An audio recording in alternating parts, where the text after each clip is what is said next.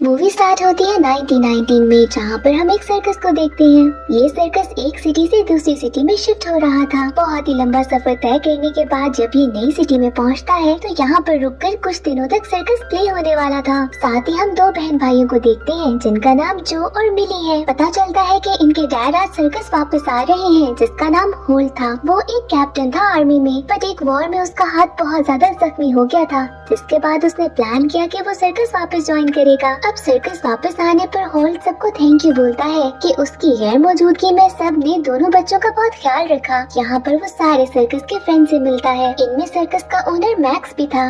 वो दिखने में तो बहुत गुस्से वाला लगता था, पर दिल का बहुत ही अच्छा था। जब वो देखता है कि होल्ट वापस आ गया है तो वो बहुत खुश होता है, जिसके बाद वो होल्ट को अपने ऑफिस में बुलाता है। यहाँ हमें पता चलता है कि होल्ट की वाइफ पहले सर्कस में ही काम किया करती थी, बट एक फ्लू की वजह से उसकी डेथ हो गई, जिसके बाद सर्कस की पॉपुलैरिटी बहुत कम हो गई थी। होल्ट यहाँ पर मैक्स से कहता है कि मुझे मेरे घोड़े वापस कर दो, मैं एक बहुत ही अच्छा सा शो करूँगा। बट मैक्स उसे बताता है कि मैंने तो घोड़े बेच दिए और उनकी जगह पे एलिफेंट्स ले लिए हैं। मैक्स उसे बताता है कि खर्चे बहुत ज्यादा हो गए थे और यही तरीका था खर्चों को कम करने का। इसके बाद वो होल्ट से कहता है कि तुम्हारी न्यू जॉब इन हाथियों का भी ध्यान रखना है। इसके बाद वो होल्ट को साथ लेके जाता है और एक एलिफेंट दिखाता है और बताता है कि इसका नाम जंबो है और इसका एक नया बेबी आने वाला है। होल्ट थोड़ा अपसेट होता है और वापस अपने टेंट में चला जाता है। यहाँ पर उसकी थोड़ी सी बहस होती है अपनी बेटी से, जहाँ पर वो अपनी बेटी से कह रहा था कि तुम्हें भी कोई टैलेंट सीखना चाहिए ताकि तुम भी सर्कस में पार्टिसिपेट कर सको। पर उसकी बेटी मिली उसे बताती है कि मेरा इसमें कोई इंटरेस्ट नहीं, मैं साइंटिस्ट बनना चाहती हूँ और इसको मैं पूरा करने के लिए बहुत मेहनत करूँगी। सुबह होती है तो होल्ट अपने बच्चों के साथ जाता है एलिफेंट देखने के लिए। यहाँ पर बच्चे नोटिस करते हैं कि एक वर्कर जंबो के साथ बहुत बदतमीजी और रूडली बिहेव कर रहा है। वो अपनी टेंट से बाहर नहीं आना चाहती थी, बट वो वर्कर उसे बहुत फोर्स करता है कि किसी भी तरीके से बाहर आओ। फिर अंदर कुछ हलचल होती है। होल्ट देखता है कि जंबो का बेबी दुनिया में आ चुका है। यहाँ पर मैक्स भी आता है और वो इस बेबी एलिफेंट को देखकर बहुत खुश होता है।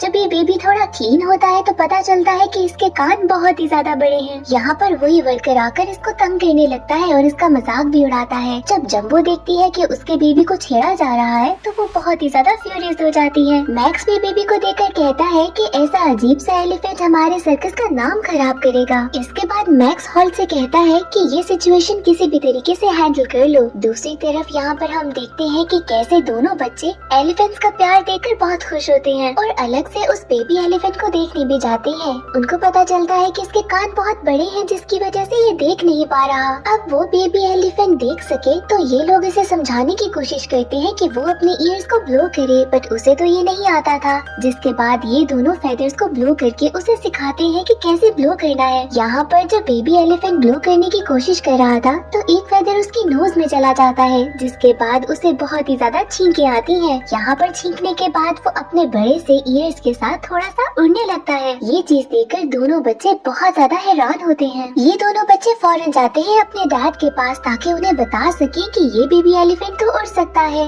बट होल्ट को लगता है कि ये दोनों मजाक कर रहे हैं। जिसके बाद वो इन दोनों को मना करता है कि उस बेबी एलिफेंट से दूर रहना। यहाँ पर मैक्स होल्ट के पास आता है और उसे एक नकली हाथ देता है ताकि उसे फील ना हो कि उसका हाथ नहीं है। अब रात होती है और शो होने वाला था। यहाँ पर होल्ट बड़े एलिफेंट को भी लेकर आता है और उस बेबी एलिफेंट को भी। उस बेबी एलिफेंट के कानों को एक कपड़े के साथ छुपाया हुआ था होल्ट ने। जब पब्लिक इतनी क्यूट से बेबी एलिफेंट को देखती है तो सभी बहुत ज्यादा खुश होते हैं। यहाँ पर ये बेबी एलिफेंट भी देखता है एक लेडी को जिसके हैट के ऊपर फेदर लगा था। उसे वही ट्रिक याद आती है जो कि दोनों बच्चों ने उसे सिखाई थी और वो अपनी ट्रंक से उसको अंदर सक करता है। इसके बाद उसे जोर की छींक आती है और वो ऐसे ही राज अपना खोल देता है। अब इस छींक की वजह से बेबी एलिफेंट अपने बोर्ड के साथ जाकर टकराता है, जहाँ पर उसका नाम लिखा था, जो कि रीअरेंज होकर बन जाता है ईयर बेबी डम्बो और इसका ये नाम बन जाता है। सारी पब्लिक अब इसके बाद उसे डम्बो बुलाने लगती है और उसका बहुत मजाक उड़ाती है। इसके बाद सारे लोग इसमें पीनट्स फेंकने लगते हैं। बाकी एलिफेंट जब ये देखते हैं तो सबको बहुत गुस्सा आता है। यहाँ पर डम्बो की मॉम भी पहुँच जाती है क्योंकि वो अपने बेबी को बचाना चाहती थी। होल्ट बहुत कोशिश करता है कि किसी तरीके से जंबो को रिलैक्स करे, बट वो बहुत ही ज्यादा फ्यूरियस थी। यहाँ पर फिर से एक वर्कर आता है उसे कंट्रोल करने के लिए, और इसके बाद तो यहाँ पर जंबो बिल्कुल भी कंट्रोल में नहीं आ रही थी। सारे लोग डरकर यहाँ से भागने लगे थे। जंबो के गुस्से की वजह से वहाँ का टेंट का एक पिलर उसी वर्कर पे गिर जाता है। बाद में हम देखते हैं कि लोग बाकी सारे बच चुके हैं और बेबी और जंबो भी सेफ हैं। इसके बाद हम देखते हैं कि इसी सब की वजह से जंबो को अलग बंद कर दिया गया है और मैक्स उस ओनर को वापस कर देता है जिसे उसने जंबो को खरीदा था कि ये तो बहुत ही ज्यादा फ्यूरियस एनिमल है। अब मॉम के जाने के बाद डम्बो बहुत ही अकेला हो गया था। जब रात होती है तो दोनों बच्चे जाते हैं डम्बो से मिलने के लिए और उसे समझाते हैं कि हम समझ सकते हैं कि मॉम ना हो तो कैसा फील होता है, और ये दोनों समझ जाते हैं कि इसकी वीकनेस एक फेदर है। यहाँ पर दोनों बच्चे प्लान करते हैं कि उन्हें किसी भी तरीके से शो में पैसे जोड़ने होंगे ताकि इसकी मॉम को दोबारा वापस लाया जा सके। अब शो स्टार्ट होता है तो मैक्स डम्बो से कहता है कि वो एक क्लाउन सा बने जहाँ पर फायर फाइटर की तरह वो बाकी सारी आग को बुझाएगा। यहाँ पर छोटी छोटी सी आग लगी हुई थी और जब भी डम्बो उस पे पानी फेंकता था पीछे से एक वर्कर उस आग को बुझा देता था। ये एक ट्रिक थी और लोग उसे देखकर बहुत ही ज्यादा एंजॉय कर रहे थे। यहाँ पर हम देखते हैं कि एक क्लाउन गलती से आग को तेज कर देता है और डम्बो ऊपर ही फंस जाता है। अब मिली जब ये देखती है तो समझ आती है कि उसे डम्बो की हेल्प करनी होगी। वो ऊपर जाती है उसे एक फेदर देने के लिए ताकि वो उड़ के नीचे आ सके। आसपास थोड़ी आग ज्यादा ही हो गई थी। यहाँ पर मिली भी लैडर से नीचे गिरती है और नीचे पड़े पानी में गिर जाती है। ऊपर जो प्लेटफॉर्म था उस पे डम्बो का वेट भी ज्यादा टिक नहीं पाता, जिसके बाद वो प्लेटफॉर्म पे गिरता है और डम्बो भी नीचे आने लगता है। पर इससे पहले कि वो नीचे गिरता वो उसी फेदर को यूज करता है और अपनी ईयर्स की वजह से उड़ने लगता है। अब ये ट्रिक देखकर सारे लोग बहुत ही ज्यादा खुश भी होते हैं और बहुत ज्यादा हैरान भी। अब बेबी एलिफेंट डम्बो के उड़ने की न्यूज हर जगह बहुत जल्दी पहुंच जाती है। यहाँ तक कि मैक्स का सर्कस बहुत ही फेमस हो जाता है। दूर दूर से लोग आते हैं सिर्फ डम्बो को देखने के लिए।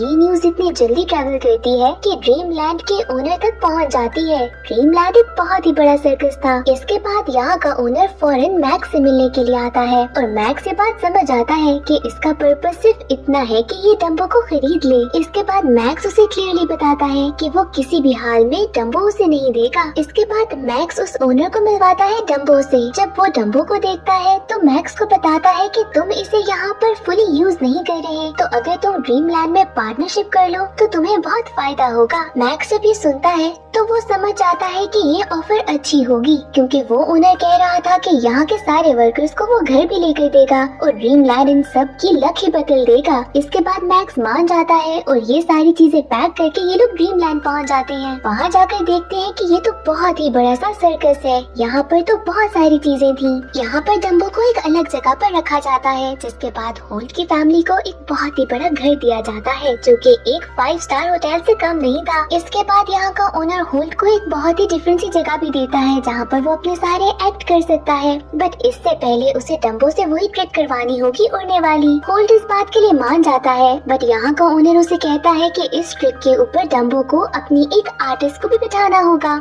और इसके लिए इसकी ट्रेनिंग स्टार्ट कर दी जाए। अब होल्ट अपने बच्चों के साथ रेडी हो जाता है और डम्बो की ट्रेनिंग स्टार्ट हो जाती है। बहुत ही ज्यादा मुश्किलों के बाद डम्बो उस आर्टिस्ट के साथ बहुत कंफर्टेबल हो जाता है और इसके बाद वो उस आर्टिस्ट के साथ ही उड़ने लगता है। जब यहाँ का ओनर ये सब देखता है तो वो समझ जाता है कि अब बहुत सारे पैसे आने वाले हैं। अब बहुत सारे दिन गुजर जाते हैं और ग्रैंड ओपनिंग का डे आ ही जाता है जहाँ पर बहुत सारे लोग जमा हुए हुए थे सिर्फ डम्बो को देखने के लिए।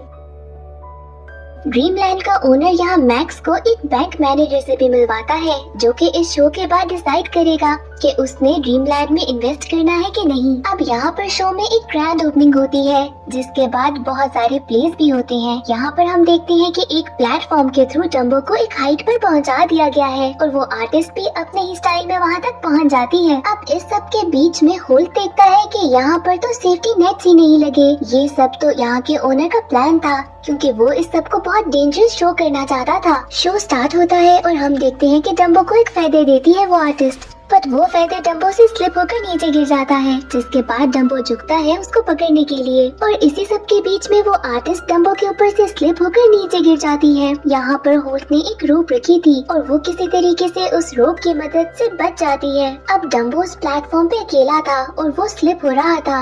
यहाँ पर डम्बो डर कर आवाजें देने लगता है। हम देखते हैं कि जम्बो जो कि इसी एरिया में बंद थी, वो अपनी बेबी की आवाज सुन लेती है। यहाँ पर जम्बो भी डम्बो को आवाज देती है, जो कि डम्बो सुन लेता है, जिसके बाद अपने पास पड़े हुए फेदर को वो यूज करता है और उड़ने लगता है।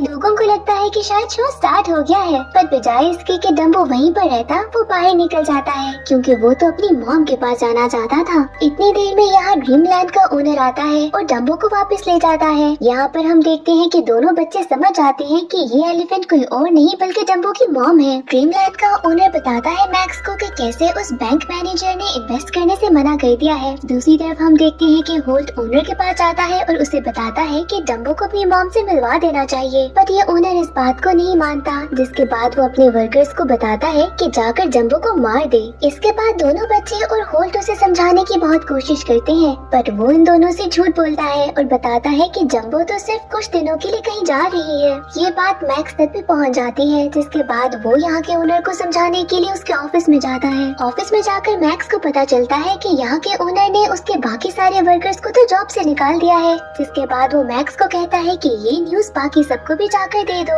इवन कि यहाँ की आर्टिस्ट भी होल्ट को बताती है ये सारी बात, जिसको सुनकर होल्ट बहुत ही ज्यादा उदास होता है। वहाँ का एक और आर्टिस्ट भी आकर इनको बताता है कि कैसे अब जम्बो को मारने लगे हैं ये लोग। अब ये सारी बात सुनने के बाद होल्ट बहुत सोचता है और वो प्लान करता है बाकी सारे लोगों के साथ मिलकर कि किसी भी तरीके से डम्बो की मॉम को तो हम बचा लेंगे। और ऐसा लगता है कि शायद डम्बो को भी ये सारी बात समझ आ रही थी। नेक्स्ट डे यहाँ पर एक और शो था, जिसको देखने के लिए दोबारा से वो बैंक मैनेजर भी आया हुआ था। यहाँ पर हम समझ जाते हैं कि कोई प्लान जरूर चलेगा। यहाँ पर एक वर्कर एक ट्रक लेकर आता है, जिसमें डम्बो को बिठाकर वो एग्जिबिट में लेके जाएगा। यहाँ पर हम एक और आर्टिस्ट को देखते हैं, जो कि मिस अटलांटिस थी। वो यहाँ के गार्ड्स को बेवकूफ बनाती है, जिसके बाद बाकी सारे लोग उस एग्जीबिशन के अंदर चले जाते हैं। ये सारे लोग वहाँ की लाइट्स ऑफ कर देते हैं और ट्रक में चढ़ जाते हैं, जिसके बाद ये बाकी सारे लोगों को बेवकूफ बनाकर उस ट्रक को वहाँ से बाहर ले जाते हैं। इसके बाद हम देखते हैं कि नील दोबारा से उस आर्टिस्ट को सारा प्लान समझाता है, जिसके बाद वो डम्बो के साथ रेडी हो जाती है प्लेटफॉर्म पे।